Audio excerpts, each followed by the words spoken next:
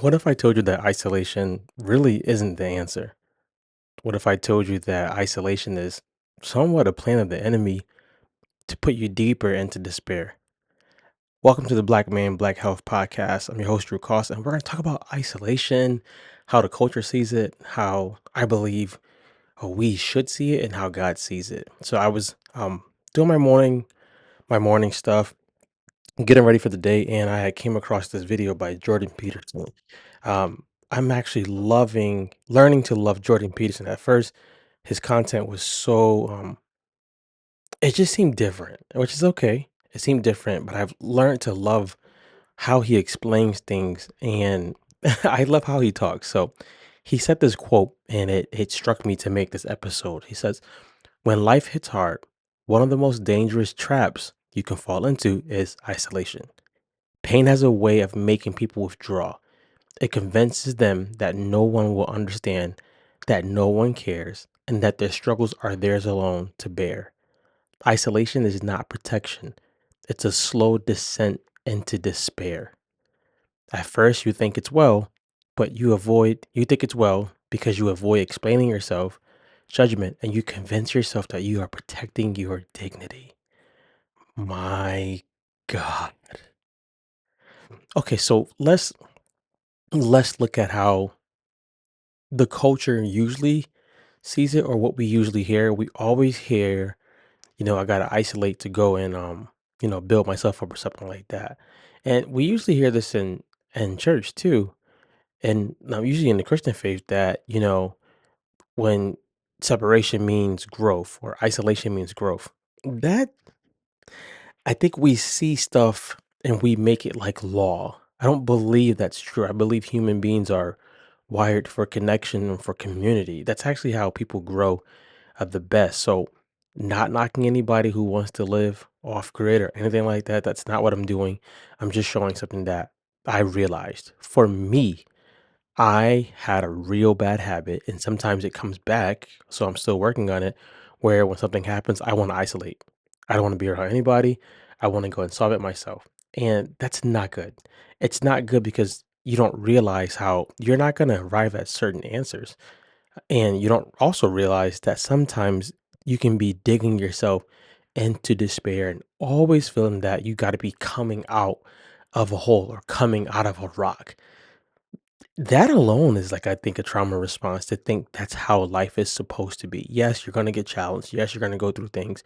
We understand that, but we should not be thinking that every single day needs to be a fight and every single day needs to be a fight alone. I think that's where we get it wrong. But he said the one of the most dangerous traps you can fall into is isolation. If you know anything about traps, good traps usually aren't usually like noticeable. They're usually subtle. They're usually not fast. Like they're not just sitting there like a big hole with a caution sign. It's usually not that. But isolation feels good at times. Why? Because you don't have to explain yourself. You can just literally be doing what you're doing, be in your own cave, and no one knows. You don't have to protect anything. You can be quote unquote you, but it's not healthy. It's not healthy. It's not healthy because we're made for community. We're made for being with each other. We're made for sharing. And we all know when you share and when you're with people, things can get messy. When you share and you open your heart, things could get ugly. Becoming vulnerable isn't as easy as people make it seem, but it's worth it. It's necessary. And it's something if you want to keep growing and living in life at your fullest, I believe you have to do. Now, and Viktor Frankl made this statement, and he said, "Between stimulus and response, there's a space, and in that space lies the power to choose."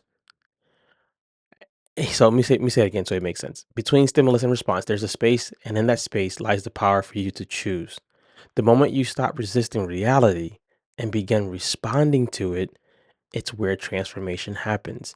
Usually, we isolate because something happened, we're not accepting what happened, and we try to go straight into um go straight into like isolation mode. Like there's a space between like stimulus and response. Stimulus is this happened, responses. This is how I'm going to respond. We usually try to skip the space and go straight to responding, which is usually isolation. Some people may call it a knee jerk reaction or always being reactive. That's what usually happens with isolation. We see this throughout mankind, throughout our lifetime. We've always seen it. Now, the thing that he said that helped me and made me want to make this episode is pain has a way of making people withdraw. Trauma has a way of making people withdraw, especially men. Like I get hurt, I'm withdrawing. I don't need nobody else. I don't need anything. I'm good.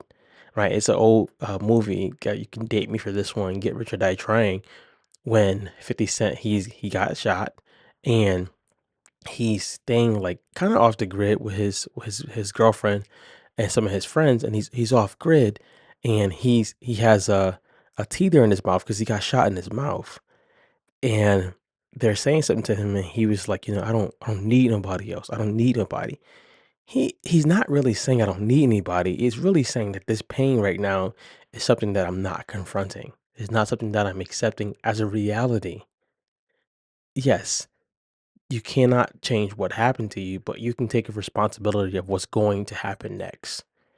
So in that movie, right, he says that, and then he ends up healing. He depends on his friends to help, and he becomes a superstar. I want to share with you guys that isolation is also a plan of the enemy. If I can isolate you, I can destroy you.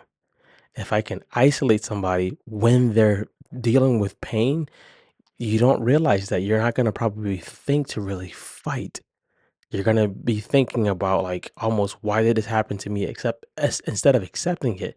And that's very dangerous. Right? It's hard to beat somebody who has a community.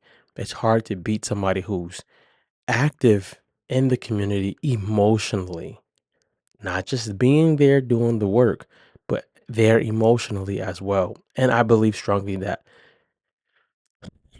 we have an opportunity to make our communities stronger by allowing people to be vulnerable and to be emotional. Hey, how did you deal with losing your job? How did you deal with losing your mom? How did you deal with losing the baby? No, we're not becoming therapists, but we want people to know that you don't need to isolate.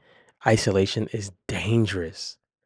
Now, the reason why I believe we've always praised isolation is because we look at those people as being really strong and admirable. We look at those people as being like superheroes. But if you know anything about superheroes, they have a lot of issues. And they actually do better when they start teaming up with other superheroes, right? We've seen this. I'm not going to go into that because that's not what this episode is about. We need community. Isolation is not the thing you want to be going towards. Marcus Aurelius said this statement: while we have no control over external events, we have absolute control over our inner world. That's real peace, where my inner world is so fortified and solidified that whatever happens externally doesn't mean it doesn't bother me, but it doesn't shake up my whole entire world every time. Yes, there will be things that hit you hard that will shake you up, but not every single issue should be shaking you up completely at the core. That's working on your peace. That's embodying peace, not the peace that we see now, which is really like some false setup. Like if you always got to protect your peace, you probably don't have it. If you have to always make sure you don't get around a certain person, or you may bump into a certain person because they're gonna kill your peace, then that's not peace. That's you micromanaging people. It's you micromanaging the things that's around you. Peace means I embody this. This is who I've become. I've become the person, or becoming the person that when things happen, I go first into God. How do you want me to see this? Secondly, what's in my control? Not what's in the control of the world, not what's in control of the next person who's going to try to like do something to me. It's more so, what do I see now? How does God want me to see this, and what's in my control? So I want to leave you with this today. When you feel like you should isolate, and it happened to me this week. I wanted to go isolate. I wanted to go shut down. When you feel like you need to isolate, remember, between the stimulus and the response, there is a space. Ask yourself, Or tell yourself, I should accept the reality that just happened. This happened. I can't change that. I can change what happens next. What happens next does not need to be me going to isolate and get away from the world forever because it's dangerous. What may need to happen is I accept that this happened and I'm going to make some decision that's going to rectify or grow or learn from it. Be great, guys. I'm out of here.